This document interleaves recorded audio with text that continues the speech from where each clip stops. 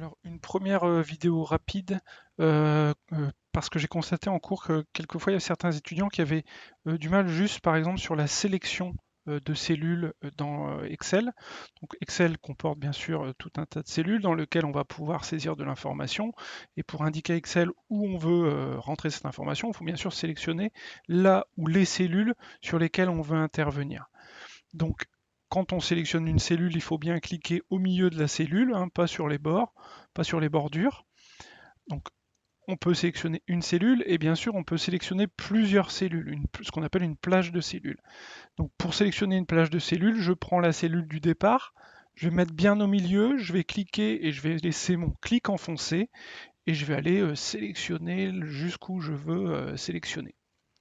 Donc ce qui est important, c'est que quand on fait ça, le point de départ, il faut qu'on clique au milieu de la cellule. Pourquoi je précise ça? Parce que si on ne se met pas au milieu de la cellule et que par exemple, je vais me mettre sur le bord de la cellule, je clique, je laisse enfoncer et je vais me déplacer ailleurs, vous voyez, il ne sélectionne plus. Et qu'est-ce qu'il fait?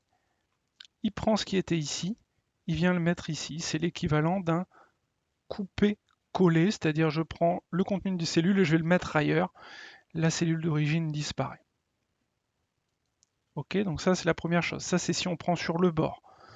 Donc c'est pour ça que si vous faites une sélection et vous mettez sur le bord, ça va pas faire une sélection comme ceci, ça va venir faire l'équivalent d'un coupé-collé. Deuxième chose, deuxième possibilité, c'est si vous ne cliquez pas bien au milieu et vous cliquez ici et que vous laissez enfoncer, vous tirez vers le bas, qu'est-ce qui se passe? Là, il fait l'équivalent d'un copier-coller, c'est-à-dire qu'il prend le contenu de la cellule de départ, il va le reproduire vers la zone que vous avez sélectionnée. C'est pour ça qu'il faut faire bien attention quand on fait une sélection, si c'est ce que vous voulez faire, hein, bien sûr. Vous partez vraiment du milieu de la première cellule et vous laissez enfoncer, vous descendez ou vous allez vers la droite où vous voulez. Si vous prenez sur le bord, vous allez faire l'équivalent d'un couper-coller, c'est-à-dire je prends le contenu, je vais le mettre ailleurs. Si vous mettez ici, c'est la poignée de recopie, c'est-à-dire qu'on va recopier le contenu de la cellule jusqu'où j'ai tiré ma sélection.